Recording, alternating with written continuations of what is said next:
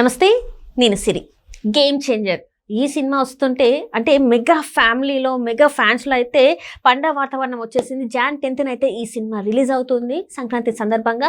So దీంతోనైతే megastar Chiranjeevi గారు అయితే అంటే ఈ సినిమా గురించి అభిమానులతోని భేటీ అయ్యారు. సో అక్కడ చాలా వరకు తన మనసులో ఉన్న మాటలు మాట్లాడడం జరిగింది. ఈ సినిమా మీద చాలా నమ్మకం పెట్టుకున్నట్టు కూడా చెప్తున్నారు. అట్లనే ఏదైతే రామ్ చరణ్ గారి పర్ఫార్మెన్స్ ఉందో అవార్డ్ విన్నింగ్ పర్ఫార్మెన్స్ అని కూడా చెప్పడం జరిగింది. సో అసలు ఇంకా ఏం మాట్లాడారు, అసలు చిరంజీవి గారు చాలా రోజుల తర్వాత అంటే అభిమానులతో భేటీ అవ్వడం చాలా రోజుల తర్వాత అయింది. సో దీని మీద ఇంకా ఏమేమి మాట్లాడారు, ఇంకా ఏమేమి జరిగాయి అనే అంశాన్ని మనకు వివరించడానికి మనతో పాటు ఉన్నారు ప్రముఖ సీనియర్ జర్నలిస్ట్, సినీ క్రిటిక్ జగదేవ్ గారు. నమస్కారం సార్. నమస్తే. సార్, ఇప్పుడు చూస్తుంటే మొత్తానికి అయితే గేమ్ చేంజర్ Jan 10th రాబోతుంది. సో మనం చూసాం మొన్న ప్రీ రిలీజ్ ఈవెంట్ కూడా జరిగింది. అక్కడికైతే చిరంజీవి గారు అటెండ్ అవ్వలేకపోయారు. కానీ మొన్న చూసినట్టయితే చిరంజీవి గారు మెగా అభిమానులతోనైతే భేటీ అయ్యారు. అక్కడ చాలా వరకు మాట్లాడడం జరిగింది. ఎందుకంటే చాలా రోజుల తర్వాత ఇలాంటి ఒక మీటింగ్ జరగడం జరిగింది.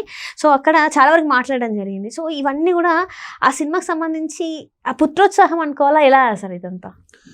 చిరంజీవి గారు రీసెంట్గా ఒక ఏంటది అమెరికన్ ప్రోగ్రెసివ్ ప్రోగ్రెసివ్ దీని మీద తెలుగు అసోసియేషన్ ఆప్తా మాట్లాడినప్పుడు సరదాగా అంటే ఒక్కసారి ఆయన ఇండస్ట్రీ తొలినాళ్ళలో ఎలా ఉన్నారో అలాంటి చిరంజీవి గారిగా మనం మాట్లాడారు.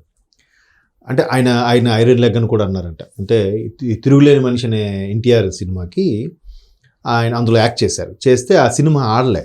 ఎన్టీఆర్ లాంటి మహానటుడు, ఎంత క్రేజ్ ఆయనకి, భారతదేశంలోనే గర్వించదగ్గ నటుడు కదా మహానటుడు ఎన్టీఆర్ గారు, నటరత్న నందమూరి తారక రామారావు గారు. అటువంటి ఎన్టీఆర్ గారితో కలిసి చిరంజీవి చేస్తే చిరంజీవి అప్పుడు ఎవరికి తెలియదు. చిరంజీవి గారు అంటే ఎవరు చూస్తారు? ఎన్టీఆర్ని చూడడానికి వెళ్తారు కదా. అటువంటి సినిమా పోవడం ఏంటి ఫ్లాపు, ఈ మహానుభావుడు ఎవడో కాల్ ఎట్టాడో ఐరన్ లెగ్ అని అన్నారంట. అది ఆయన గుర్తు చేసుకుంటూ నవ్వుతూ చెప్పారు. అంటే తొలినాళ్ళలో ఈ మొగపడిన అద్దలో చూసుకున్నావా, ఈయన హీరో ఏంటి, ఒకడైతే మిడిగుడ్లు వేసుకుని ఉన్నారా, ఇలా కూడా మాట్లాడడంలో ఉన్నారంట. ఇప్పుడు కాదు, ఇంతకుముందు ఎప్పుడో పాతకాలం సందర్భాల్లో చెప్పిన, చెన్నైలో ఉన్నప్పుడు అప్పుడెప్పుడో వేరే ఇంటర్వ్యూలో కూడా చెప్పినట్టు గుర్తున్నారు.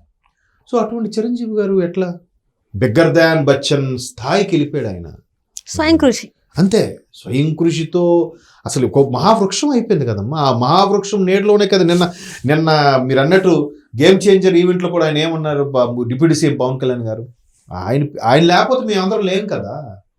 నేను కానీ రామ్ చరణ్ కానీ ఇంకే హీరో అయినా కానీ మెగా కాంపౌండ్ వచ్చిన ఏ హీరో కానీ చిరంజీవి లేకపోతే అంటే ఒక్క సెటిల్ అయితే ఎంటైర్ ఫ్యామిలీకి ఆయన అండగా నిలబడ్డాడు. ఎంటైర్ ఫ్యామిలీకి ఒక రూట్ మ్యాప్ క్లియర్ చేసేసాడు. సో అట్లాంటి చిరంజీవి గారికి యాక్చువల్గా విశ్వంభర ఈ టైంలో రిలీజ్ అవ్వాల్సి ఉందంట. కానీ ఒకవైపు బాలయ్య గారి సినిమా, మరోవైపు వెంకీ గారి సినిమా, ఇంకోవైపు రామ్ చరణ్ గారి సినిమా ఉండటం ప్రొడ్యూసర్స్కి రిక్వెస్ట్ చేస్తే వీళ్ళు విశ్వంభర పోస్ట్పోన్ చేసుకున్నారు. ఎస్పెషల్లీ గేమ్ చేంజర్ కోసం పోస్ట్పోన్ చేసుకున్నారంట.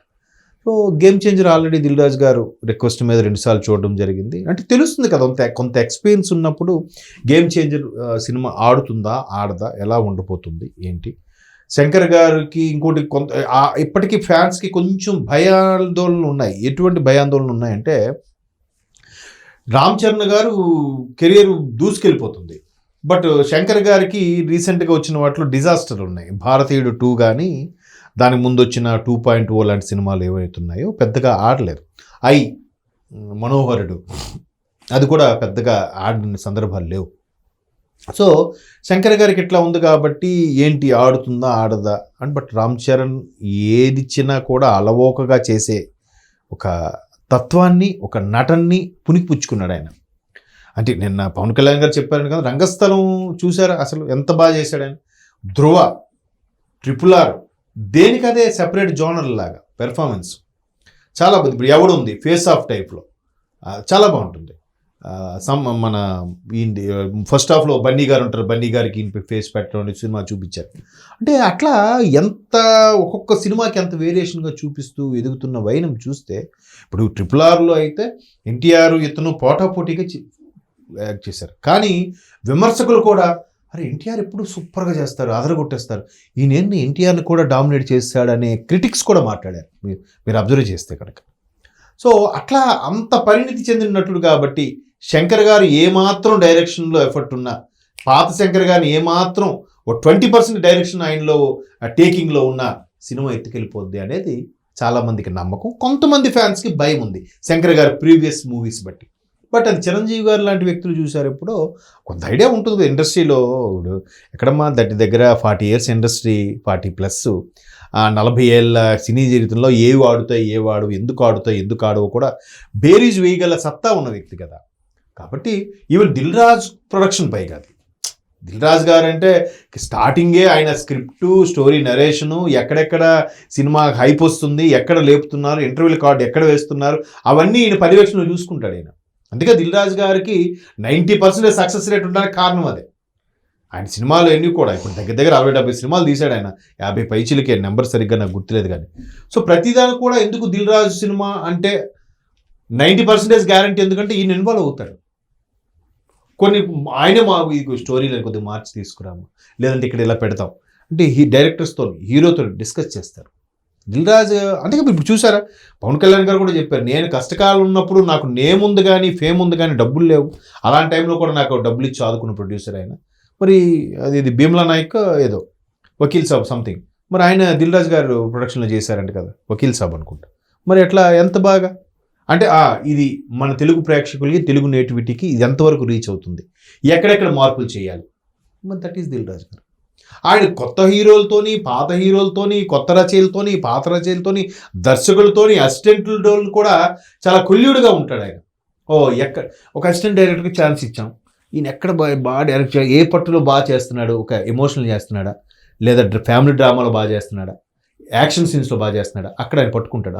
బాబు నువ్వు ఈ సెక్టర్లో బాగా డైరెక్షన్ చేసి చూపిస్తున్నావు, దీని మీద నువ్వు డెవలప్ చేయని చెప్తాడంట ఆయన.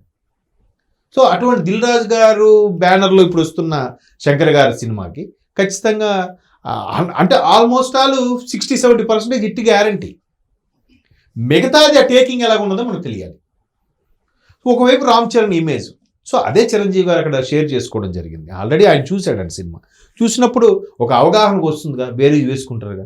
ఈ మధ్యకాలంలో కొన్ని సినిమాలు ఎందుకు ఆడుతున్నాయో కూడా తెలియదు, అలాంటివి కూడా ఆడుతున్న సందర్భంలో ఎంతో కొంత కంటెంటు, ఒక ప్రభుత్వ అధికారి, ఐఏఎస్ ర్యాంకులో ఉన్న గ్రూప్ 1 ఆఫీసర్గా ఉన్న ఒక అధికారి అక్కడుండే రాజకీయ నాయకులతో సతమతం అవుతూనే, ఇబ్బందులు ఫేస్ చేస్తూనే, హర్డిల్స్ ఫేస్ చేస్తూనే ఎదుగుతూ ప్రజల కోసం ఎలా పాటుపడాడు అనేది స్టోరీ లైన్ అని విన్నాను నేను ఎక్కడో. మళ్ళీ అందులో డ్యూయల్ రోల్ కూడా, తండ్రి పాత్ర కొడుకు పాత్ర కూడా చేస్తున్నట్టు కూడా విన్నాను.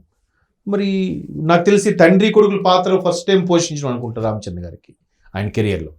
సో ఒక డిఫరెంట్గా చూపించుకోవాలి కదా బిడో, అంటే కొడుకు పాత్ర చేసేయగలుగుతారు, తండ్రి పాత్ర చేయడంలో కొద్దిగా ఔన్నత్యం కావాలి, దానికి ఒక మెచ్యూరిటీ లెవెల్స్ కావాలి. తండ్రి పాత్ర చేయాలి అంటే అందరికీ అది సక్సెస్ అవ్వచ్చు, అవ్వకపోవచ్చు. సో అందుకు అలాంటి విషయాల్లో కొంచెం సందేహం ఉంది, కానీ మిగతా అన్నిట్లో చాలా బాగా చేశారు. తమన్ గారి మ్యూజిక్ కూడా డిఫరెంట్గా బాగుందని కూడా అంటున్నాను. ఎందుకంటే శంకర్ గారి మూవీస్ అంటే కంపల్సరీగా ఏఆర్ రెహమాన్ తప్పితే 1-2 హారిస్ జయరాజ్ గారు కొట్టారు. ఇంతవరకు అలాంటి తమన్కి ఆ ఛాన్స్ వచ్చిందంటే ఊరికే వేస్తారా, ఒక స్వింగ్లో ఉన్నాడు ఆయన. కాబట్టి మ్యాక్సిమం సినిమా, పైగా సంక్రాంతి అంటేనే సినిమా ఫెస్టివల్. సో చిరంజీవి గారికి అది నిజంగా మీరు అన్నట్టు పుత్రోత్సాహం అంటే గుర్తొచ్చింది. ఆయనకి పుత్రోత్సాహం పవన్ కళ్యాణ్ గారితోనే కలిగిందంట. నిన్న పవన్ కళ్యాణ్ గారు స్పీచ్లో ఏం చెప్పారు, చిరంజీవి గారు నాకు తండ్రి సమానుడు.